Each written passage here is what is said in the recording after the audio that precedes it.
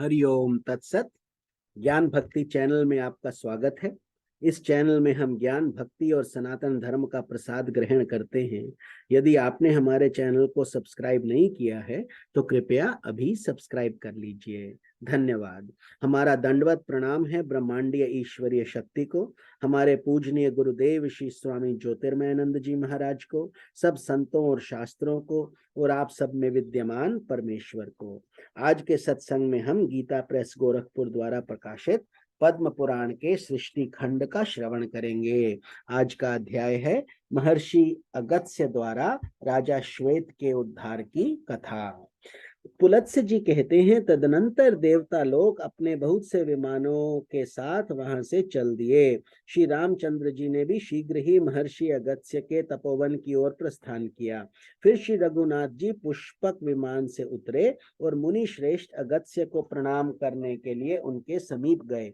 श्री राम बोले, मुनि श्रेष्ठ, मैं दशरथ का पुत्र राम आपको प्रणाम करने के लिए आपकी सेवा में उपस्थित हुआ हूँ। आप अपनी सौम्य दृष्टि मेरी ओर निहारिए। इतना कहकर उन्होंने बारंबार मुनि के चरणों में प्रणाम किया और कहा, भगवान, मैं शंबुक नामक शूद्र का वध करके आपका दर्शन करने की इच्छा से यहाँ आया हूँ। कहिए, आपके शिष्य कुशल से हैं ना? इस वन में कोई उपद्रव नहीं है? अगस्त्य जी बोले, रघुश्रेष्ठ, आपका स्वागत है।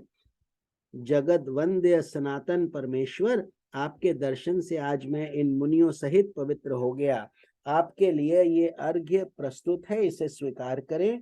आप अपने अनेकों उत्तम गुणों के कारण सदा सबके सम्मान पात्र हैं। मेरे हृदय में तो आप सदा ही विराजमान रहते हैं, अतः मेरे पूज्य हैं। आपने अपने धर्म से ब्राह्मण के मरे हुए बालक को जिला दिया। भगवान, आज रात को आप मेरे पास रहिए महामते। कल सवेरे आप पुष्पक विमान से अयोध्या को लौट जाइएगा। सौम्य, ये आभूषण विश्वकर्मा का बनाया हुआ है। ये दिव्य आभरण है और अपने दिव्य रूप एवं तेज से जगमगा रहा है। राजेंद्र, आप इसे स्वीकार करके मेरा प्रिय कीजिए, क्योंकि प्राप्त हुई वस्तु का पुनः दान कर देने से महान फल की प्राप्ति बताई गई है। श्री राम ने कहा, ब्राह्मण, आपका दिया हुआ दान लेना मेरे लिए निंदा की बात होगी। क्षत्रिय जानबूझकर ब्राह्मण का दिया हुआ दान कैसे ले सकता है? ये बात आप मुझे बताइए। किसी आपत्ति के कारण मुझे कष्ट हो, ऐसी बात भी नहीं है। फिर दान कैसे लूं? इसे लेकर मुझे केवल दोष का भागी होना पड़ेगा, इसमें तनिक भी संदेह नहीं है।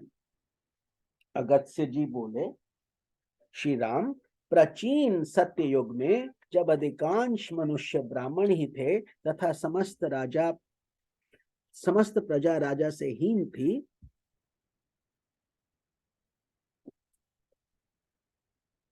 एक दिन सारी प्रजा पुराण पुरुष ब्रह्मा जी के पास राजा प्राप्त करने की इच्छा से गई और कहने लगी, लोकेश्वर, जैसे देवताओं के राजा देवाधिदेव इंद्र हैं, उसी प्रकार हमारे कल्याण के लिए भी इस समय एक ऐसा राज्य नियत कीजिए जिसे पूजा और भेंट देकर सब लोग पृथ्वी का उपभोग कर सकें। तब देवताओं में श्रेष्ठ ब्रह्मा जी ने इंद्र सहित समस्त लोकपालों को बुलाकर कहा, तुम सब लोग अपने अपने तेज का अंश यहाँ एकत्रित करो। तब संपूर्ण लोकपालों ने मिलकर 4 भाग दिए। वह भाग अक्षय था, उससे अक्षय राजा की उत्पत्ति हुई। लोकपालों के उस अंश को ब्रह्मा जी ने मनुष्यों के लिए एकत्रित किया। उसी से राजा का प्रादुर्भाव हुआ, जो प्रजाओं के हित साधन में कुशल होता है। इंद्र के भाग से राजा सब पर हुकूमत चलाता है। वरुण के अंश से समस्त देहधारियों का पोषण करता है। कुबेर के अंश से वह याचकों को धन देता है, तथा राजा में जो यमराज का अंश है उसके द्वारा वो प्रजा को दंड देता है। रघुश्रेष्ठ, उसी इंद्र के भाग से आप भी मनुष्यों के राजा हुए हैं, इसलिए प्रभु, मेरा उद्धार करने के लिए यह आभूषण ग्रहण कीजिए। पुलत्स्य जी कहते हैं, राजन, जब श्री रघुनाथ जी ने महात्मा अगस्त्य के हाथ से वह दिव्य आभूषण ले लिया, जो बहुत ही विचित्र था और सूर्य की तरह चमक रहा था।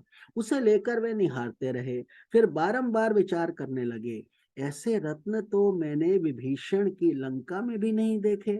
इस प्रकार मन ही मन सोच विचार करके इसके बाद श्री रामचंद्र जी ने महर्षि अगस्त्य से उस दिव्य आभूषण की प्राप्ति का वृतांत पूछना आरंभ किया।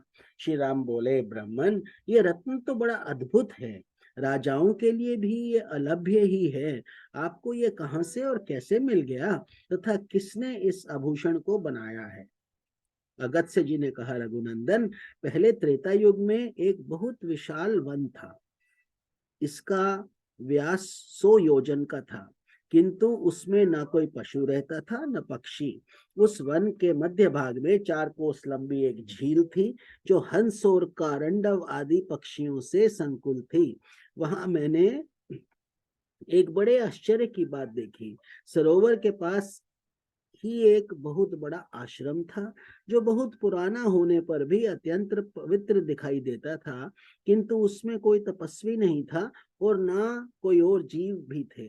मैंने उस आश्रम में रहकर ग्रीष्म काल की एक रात्रि व्यतीत की। सवेरे उठकर जब तालाब की ओर चला तो रास्ते में मुझे एक बहुत बड़ा मुर्दा दिख पड़ा, जिसका शरीर अत्यंत हृष्ट पुष्ट था। मालूम होता था किसी तरुण पुरुष की लाश है। उसे देखकर मैं सोचने लगा, यह कौन है, इसकी मृत्यु कैसे हो गई तथा यह इस महान वन में आया कैसे था? इन सारी बातों का मुझे अवश्य पता लगाना चाहिए। मैं खड़ा खड़ा यही सोच रहा था कि इतने में आकाश से एक दिव्य एवं अद्भुत विमान उतरता दिखाई दिया। वे परम सुंदर और मन के समान वेगशाली था। एक ही क्षण में वो विमान सरोवर के तट पर आ पहुंचा। मैंने देखा उस विमान से एक दिव्य मनुष्य उतरा और सरोवर में नहाकर उस मुर्दे का मांस खाने लगा। भर पेट उस मोटे ताजे मुर्दे का मांस खाकर वह फिर सरोवर में उतरा और उसकी शोभा निहार कर फिर शीघ्र ही स्वर्ग की ओर जाने लगा। उस शोभा संपन्न देवोपम पुरुष को ऊपर जाते देख मैंने कहा, स्वर्ग लोक के निवासी महाभाग, तनिक ठहरो, मैं तुमसे एक बात पूछता हूँ। तुम्हारी यह कैसी अवस्था है? तुम कौन हो? देखने में तो तुम देवता के समान जान पड़ते हो, किंतु तुम्हारा भोजन बहुत ही घृणित है। सौम्य, ऐसा भोजन क्यों करते हो और कहाँ रहते हो? रघुनंदन, मेरी बात सुनकर उस स्वर्गवासी पुरुष ने हाथ जोड़कर कहा, विप्रवर, मेरा जैसा वृतांत है उसे आप सुनिए। पूर्व काल की बात है, विदर्भ देश में मेरे महायशस्वी पिता राज्य करते थे। वे वसुदेव के नाम से त्रिलोकी में विख्यात और परम धार्मिक थे। उनके 2 स्त्रियां थी। उन दोनों में से एक एक करके 2 पुत्र हुए। मैं उनका ज्येष्ठ पुत्र था। लोग मुझे श्वेत कहते थे। मेरा छोटा भाई का नाम सुरथ था। पिता की मृत्यु के बाद पूर्ववासियों ने विदर्भ देश के राज्य पर मेरा अभिषेक कर दिया। तब मैं वहां पूर्ण सावधानी के साथ राज्य संचालन करने लगा। इस प्रकार राज्य और प्रजा का पालन करते मुझे कई हजार वर्ष बीत गए। एक दिन किसी निमित्त को लेकर मुझे प्रबल वैराग्य हो गया और मैं मरण पर्यंत तपस्या का निश्चय करके इस तपोवन में चला आया। राज्य पर मैंने अपने भाई महारथी सुरथ का अभिषेक कर दिया था। फिर इस सरोवर पर आकर मैंने अत्यंत कठोर तपस्या आरंभ की। 80,000 वर्षों तक इस वन में मेरी तपस्या चालू रही। उसके प्रभाव से मुझे भुवनों में सर्वश्रेष्ठ कल्याणमय ब्रह्मलोक की प्राप्ति हुई, किंतु वहां पहुंचने पर मुझे भूख और प्यास अधिक सताने लगी। मेरी इंद्रियां तिलमिला उठी। मैंने त्रिलोकी के सर्वश्रेष्ठ देवता ब्रह्मा जी से पूछा, भगवान, ये लोक तो भूखे और प्यास से रहित सुना गया है। यह मुझे किस कर्म का फल प्राप्त हुआ है कि भूख और प्यास यहाँ भी मेरा पिंड नहीं छोड़ती? देव, शीघ्र बताइए, मेरा आहार क्या है? महामुने, इस पर ब्रह्मा जी ने बहुत देर तक सोचने के बाद कहा, तात, पृथ्वी पर कुछ दान किए बिना यहाँ कोई वस्तु खाने को नहीं मिलती। तुमने उस जन्म में भिखमंगे को कभी भीख तक नहीं दी। जब तुम राजभवन में रहकर राज्य करते थे, उस समय भूल से या मोहवश तुम्हारे द्वारा किसी अतिथि का को भी भोजन नहीं मिला है, इसलिए यहाँ रहते हुए भी तुम्हें भूख और प्यास का कष्ट भोगना पड़ता है। राजेंद्र, भांति भांति के आहारों से जिसको तुमने भली भांति पुष्ट किया था, यह तुम्हारा उत्तम शरीर पड़ा हुआ है, उसी का मांस खाओ, उसी से तुम्हारी तृप्ति होगी। ब्रह्मा जी के ऐसा कहने पर मैंने पुनः उससे निवेदन किया, प्रभो, आपने शरीर का भक्षण कर लेने पर भी फिर मेरे लिए दूसरा कोई आहार नहीं रह जाता है जिससे शरीर की भूख मिट सके तथा जो कभी चुकने वाला न हो, ऐसा कोई भोजन मुझे देने की कृपा कीजिए। तब ब्रह्मा जी ने कहा, तुम्हारा शरीर ही अक्षय बना दिया गया है, उसे प्रतिदिन खाकर तुम तृप्ति का अनुभव करते रहोगे। इस प्रकार अपने ही शरीर का मांस खाते जब तुम्हें 100 वर्ष पूरे हो जाएंगे, उस समय तुम्हारे विशाल एवं दुर्गम तपोवन में महर्षि अगस्त्य पधारेंगे। उनके आने पर तुम संकट से छूट जाओगे।